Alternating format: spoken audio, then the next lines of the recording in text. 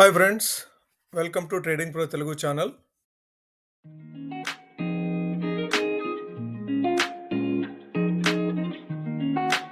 Good evening friends, welcome to daily market update. నిన్న మొన్న మన మార్కెట్లు ఎందుకు పెరిగినాయో తెలియదు. ఎవరికి ఇష్టం లేదు ఇన్ ద సెన్స్ ఎవరికి ఉపయోగం లేదు. పోర్ట్ఫోలియోస్ విపరీతంగా మారిందేం లేదు, ట్రేడర్స్ లాభపడిందేం లేదు. మార్కెట్లు మాత్రం లోయర్ లెవెల్స్ నుంచి రికవర్ అవుతూ ఆల్మోస్ట్ 900 పాయింట్ల వరకు అప్ సైడ్ మూవ్ అయినాయి. 22,955 నుంచి 23,850 వరకు 900 పాయింట్ల వరకు లాభపడిన తర్వాత ఇక పర్వాలేదులే, రీటైలర్స్ కొద్దిగా ఊపిరి పీల్చుకోవచ్చు అని చెప్పుకొని అనుకున్న టైంలో మరలా ఇజ్రాయెల్ ఇరాన్ కు సంబంధించిన గ్యాస్ స్థావరాలపై దాడి చేయడంతో గత రాత్రి మళ్ళా మార్కెట్లో భయానక వాతావరణం. గిఫ్ట్ నిఫ్టీ అయితే సుమారుగా 600-650 పాయింట్ల వరకు డౌన్ సైడ్ సూచించింది.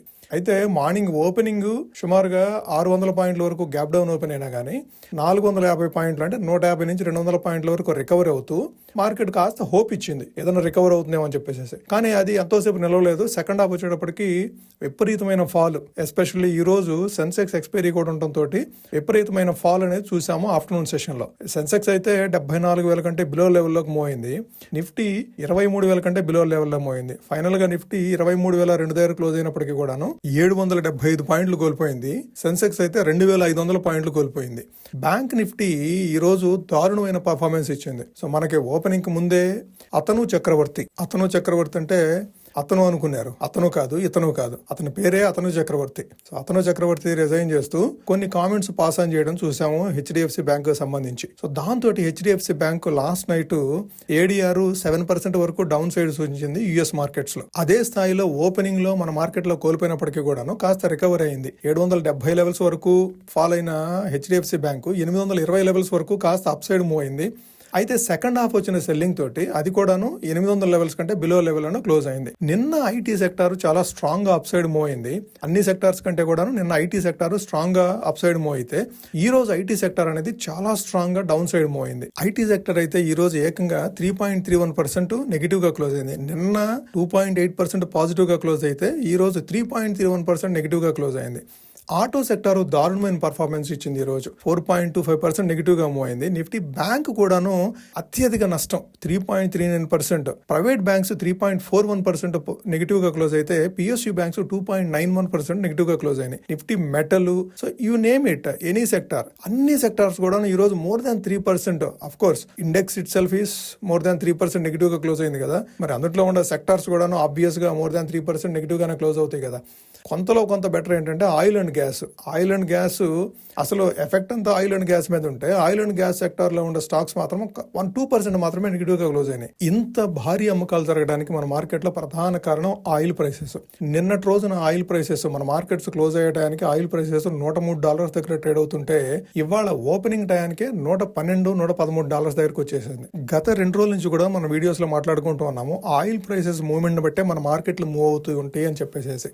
ఆయిల్ ప్రైసెస్ రైజ్ అవడంతో మన మార్కెట్ లో కూడా విపరీతమైన అమ్మకాలు. ఎందుకంటే ఆయిల్ ప్రైసెస్ సంబంధించి చాలా ఇండస్ట్రీస్ కానీ చాలా కంపెనీస్ కానీ డిపెండ్ అయి ఉన్నాయి. ఆయిల్ ప్రైసెస్ పెరిగితే ఆబ్వియస్ గా వాటి ప్రాఫిట్ మార్జిన్స్ మీద ఇంపాక్ట్ చూపిస్తుంది. ఇన్వెస్టర్స్ ఎప్పుడు కూడాను ఫార్వర్డ్ ఎర్నింగ్స్ నే డిస్కౌంట్ చేస్తారు. ఫార్వర్డ్ ఎర్నింగ్స్ ఎప్పుడైతే నెగిటివ్ ఇంపాక్ట్ ఉంటుందని చెప్పేసి అంచనాలు ఉంటాయో ఆటోమేటిక్ గా స్టాక్స్ ప్రైసెస్ అనేది కాస్త లోయర్ లెవెల్ కు మూవ్ అవడం సహజం. అది అందరూ అమ్మకాలు జరుపుతారు. అంటే రాబోయే రోజుల్లో ప్రాఫిట్స్ అంత ఎక్కువగా రావు అని తెలిసినప్పుడు దాని గురించి ఏ హోప్స్ తోటి మనం మార్కెట్ లో ఉంటాము. సో అందుకే మార్కెట్ లో ఈ అమ్మకాలు ఒత్తిడి జరుగుతుంది. ఓకే, స్టార్టింగ్ లో చెప్పడం మర్చిపోయాను, అందరికీ ఉగాది శుభాకాంక్షలు, పరాభవ నామ ఉగాది శుభాకాంక్షలు.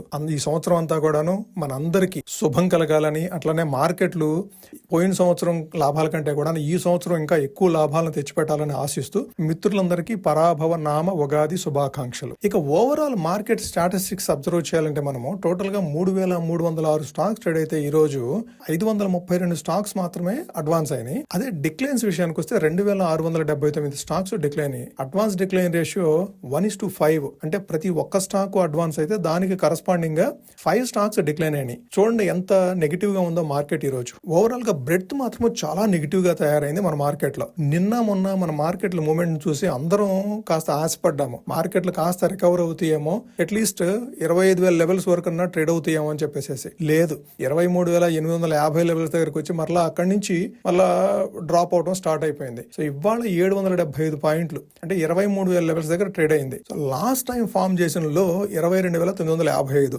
దాన్ని కూడా క్రాస్ చేస్తూ లోయర్ సైడ్ మోయింది. 22,930 లెవెల్స్ వరకు ఈ రోజు ఫాలో అవడం చూసాం మార్కెట్. సో మార్కెట్ అనేది మరలా లోయర్ లెవెల్ ఓపెన్ అయింది. వార్ సిచ్యువేషన్ బేస్ చేసుకుని మన మార్కెట్ లో ఇంకా లోయర్ సైడ్ మూవ్ అయ్యే అవకాశమే ఎక్కువగా కనపడుతుంది. ఈ మిడిల్ ఈస్ట్ వార్ లో మనల్ని ఎఫెక్ట్ చేస్తుంది ఏంటంటే ఆయిల్. ఇరాన్ కూడాను second largest producer of oil. అట్లానే నియర్ బై కంట్రీస్ కూడాను ఖతార్ గానీ, దుబాయ్ గానీ, సౌదీ అరేబియా గానీ, ఆ గల్ఫ్ కంట్రీస్ అన్ని కూడాను ఆయిల్ అండ్ గ్యాస్ ప్రొడ్యూసర్స్.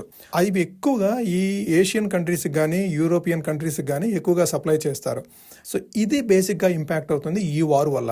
మనం అంతా ఎనర్జీ రీసోర్సెస్ సంబంధించి ఏదైతే ఇంపాక్ట్ ఉంటుందో ఆ ఇంపాక్ట్ వరల్డ్ వైడ్ గా ఉంటుంది. సో దాంతో రాబోయే రోజుల్లో ఇన్ఫ్లేషన్ అనేది మనకి మేజర్ గా మనం అబ్జర్వ్ చేయాల్సింది. ఇన్ఫ్లేషన్ ఏ విధంగా టర్న్ అవుట్ అవుతుంది.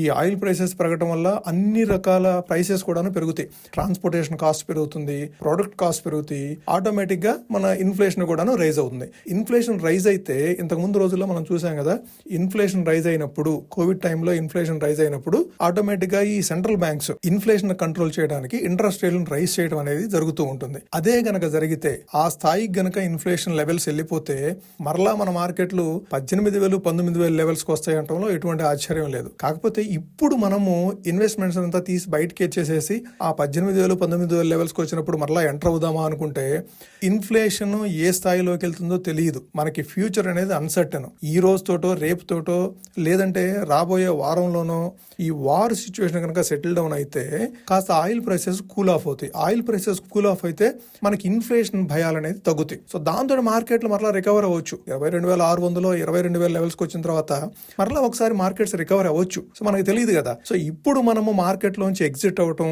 తక్కువ లెవెల్స్ లోకి వచ్చినప్పుడు కొనటం అనేది అది మనకి సాధ్యపడే పని కాదు. అది మనకే కాదు, బిగ్ ఇన్వెస్టర్స్ కూడా సాధ్యపడదు. అంటే హైయర్ లెవెల్లో అమ్ముకోవటం, లోయర్ లెవెల్లో కొనుక్కోవటం అనేది చాలా ఎక్కువ మందికి సాధ్యపడదు. చాలా మంది ఇన్వెస్టర్స్ ఆ విధంగా చేయాలనుకుంటారు కానీ బట్ ఆ విధంగా చేయడానికి సాధ్యపడదు. బేసిక్ గా ఇన్వెస్ట్మెంట్ అప్పుడు కూడాను వాల్యుయేషన్స్ మీదే చేస్తాము, లెవెల్స్ కంటే కూడాను. ఈ లెవెల్లో కొనొచ్చు, ఈ లెవెల్లో కొనకూడదు, ఈ లెవెల్లో అమ్మాలి అనేది కాకుండా ఏ కంపెనీకి ఎంత వాల్యుయేషన్ ఉంది ఆ వాల్యుయేషన్స్ బట్టి మాత్రమే మనము మార్కెట్ లో ఎంట్రీ ఎగ్జిట్ తీసుకుంటూ ఉంటాము. ఓవర్ వాల్యుయేషన్ అయినప్పుడు ఎగ్జిట్ తీసుకుంటాము, అండర్ వాల్యుయేషన్ అయినప్పుడు ఎంట్రీ తీసుకుంటాము. ఈ విధమైన స్ట్రాటజీనే మనం ఇన్వెస్ట్మెంట్ లో ఫాలో అవుతాం. ఇప్పుడు ప్రస్తుతం అయితే మార్కెట్ లో చాలా ఆపర్చునిటీస్ ఉన్నాయి. కాకపోతే ఏంటంటే కొనటానికి మన దగ్గర డబ్బులు ఉండాలి కదా. మనం ఆల్రెడీ ఇన్వెస్ట్ చేసి ఉంటాం మార్కెట్ లో, కొనటానికి అయితే డబ్బులు ఉండవు కదా మన దగ్గర. సో ప్రస్తుతం అయితే మీ దగ్గర ఏ చిన్న మనీ ఉన్నా సరే, అంటే అన్యూజ్డ్ మనీ, మీరు రాబోయే 3 months నుంచి 6 months వరకు లేదంటే అట్లీస్ట్ 1 year వరకు మీరు అవసరం లేని మనీ, అటువంటి మనీతో మాత్రమే ఫండమెంటలీ స్ట్రాంగ్ స్టాక్స్ ని మీరు అక్యుములేట్ చేసుకోవచ్చు. లైక్ TCS గానీ, ఇన్ఫోసిస్ గానీ, HDFC గానీ, ఇవన్నీ ప్రూవెన్ ట్రాక్ రికార్డ్ ఉన్న కంపెనీస్. ఈ కంపెనీస్ ని మీరు ఎవ్రీ ఫాల్ లో కూడా అక్యుములేట్ చేసుకోదగ్గ స్టాక్స్ ఇవి. అంటే ఫ్యూచర్ 25 to 30% అనేది ఈజీగా రైజ్ అవుతాయి ఈ kind of companies. Proven track record ఉన్న కంపెనీస్ ప్రస్తుతం ఉన్న లెవెల్స్ నుంచి అయితే 25 to 30% అనేది ఈజీగా రైజ్ అవడం జరుగుతుంది. ఓకే ఫ్రెండ్స్, మనము చార్ట్ చూస్తూ Nifty, Sensex support and resistance identify చేసే ప్రయత్నం చేద్దాము. మీరు నిఫ్టీ చూస్తే కనుక 50-day EMA 200-day EMA అని క్రాస్ డౌన్ అయింది. మనం యూజువల్ గోల్డెన్ క్రాస్ ఓవర్ అని చెప్పేసి ఒక పదం వాడతాము. గోల్డెన్ క్రాస్ ఓవర్ అంటే 50-day EMA డౌన్ సైడ్ నుంచి 200-day EMA ని అప్ సైడ్ కి క్రాస్ చేసి మూవ్ అయితే దాన్ని గోల్డెన్ క్రాస్ ఓవర్ అంటాము. సో ఇప్పుడు సేమ్ లెవెల్లో హై నుంచి లోయర్ లెవెల్ కి 15-day మూవింగ్ యావరేజ్ అనేది 200-day మూవింగ్ యావరేజ్ ని డౌన్ సైడ్ క్రాస్ చేసింది. సో ఇప్పుడు కంప్లీట్ గా మార్కెట్ అనేది డౌన్ ట్రెండ్ లోనే ఉండే అవకాశం ఉంది. ఎట్లాగూ డౌన్ ట్రెండ్ లోనే ఉంది. ఇప్పుడు రైజ్ అయినా సరే మార్కెట్లు సెల్ ఆన్ రైజ్ కాన్సెప్ట్ ని ఎక్కువ యూజ్ చేస్తూ ఉంటారు మార్కెట్ లో ట్రేడర్స్ ఎక్కువగా. ఓకే, సో రేపటికి 20వ తారీఖుకి మనము సపోర్ట్ అండ్ రెసిస్టెన్స్ చూడాలంటే నిఫ్టీకి సంబంధించి ఇప్పుడు ఆల్రెడీ 23,000 కంటే లోయర్ లెవెల్లో మూవ్ అయింది. ఈ రోజు ఇంట్రాడేలో 22,930 వరకు లోయర్ సైడ్ మూవ్ అయింది. ఇంతకు ముందు రోజు 3 days బ్యాక్ లోయర్ వచ్చేసేసి 22,955, దాన్ని కూడా క్రాస్ డౌన్ చేస్తూ ఒక 25 points లోయర్ సైడ్ మూవ్ అయింది. అయితే క్లోజింగ్ మాత్రము 23,200 దగ్గర క్లోజ్ అయింది. కానీ రేపు కూడా నెగిటివ్ గా ఓపెన్ అయితే మనము ఇమీడియట్ గా చూడాల్సిన లెవెల్ 22,700. 22,700 గనక క్రాస్ చేసి డౌన్ సైడ్ మూవ్ అయితే అది 22,000 వరకు కూడా ఫాలో అయ్యే అవకాశం ఉంది నిఫ్టీ. ఓకే, సో ఈ 1000 పాయింట్లు అనేది ఈజీగా ఇప్పుడు ఇవాళే 775 పాయింట్లు డ్రాప్ అయింది. రేపు ఇదే న్యూస్ కనుక కంటిన్యూ అయితే బ్రెంట్ క్రూడ్ని అబ్జర్వ్ చేయండి ఓవర్ నైట్ ఏ విధంగా మూవ్ అవుతుందని.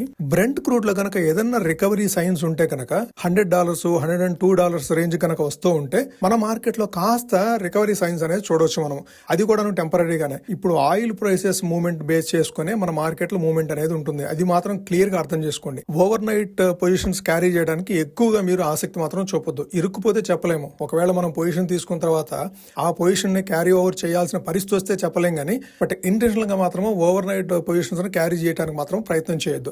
నిన్న ఎవరైనా పుట్టు కనుక సెల్ చేసి ఉంటే, ఇది 24,000 గానీ 75,000 గానీ ఆ పుట్టు కనుక సెల్ చేసి ఉంటే ఏమో ఉండేది. ఇవాళ 2,500 పాయింట్లు సెన్సెక్స్ డ్రాప్ అయింది, 775 పాయింట్లు నిఫ్టీ డ్రాప్ అయింది. సో ఈ విధమైన షాక్స్ ఉంటాయి కాబట్టి ఓవర్ నైట్ పొజిషన్స్ మాత్రం క్యారీ చేయకుండా ఉండడానికి ప్రయత్నం చేయండి. ఎప్పటి ప్రాఫిట్స్ అప్పుడు ఎక్కువగా బుక్ చేసుకోవడానికి ప్రయత్నం చేయండి. మీకు ఏదైనా టేబుల్ మీద ఒక 2,000 3,000 ప్రాఫిట్ ఉంటే ట్రేడింగ్ పొజిషన్స్, దాన్ని ప్రొటెక్ట్ చేసుకోవడానికి అట్లానే దాన్ని బుక్ చేసుకోవడానికి ప్రయత్నం చేయండి. ఎందుకంటే మనకి golden cross over up side కాకుండా డౌన్ సైడ్ అయింది. సో మార్కెట్లో సెల్ ఆన్ రైజ్ మీదే ఉంటుంది. సో కేర్ఫుల్ గా ట్రేడింగ్ చేయండి.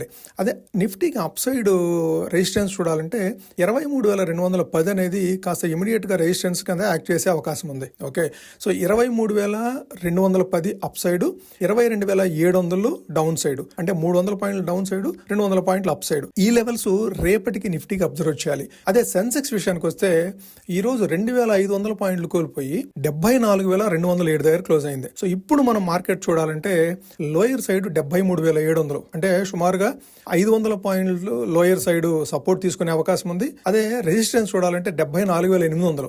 74,800 అనేది క్విక్ అండ్ ఇమీడియట్ రెసిస్టెన్స్ కింద యాక్ట్ చేసే అవకాశం ఉంది. 600 పాయింట్లు అప్ సైడ్, 500 పాయింట్లు డౌన్ సైడ్. ఇది సెన్సెక్స్ కి అబ్జర్వ్ చేయాలి లెవెల్స్. ఇక్కడ కూడా అదే జరిగింది.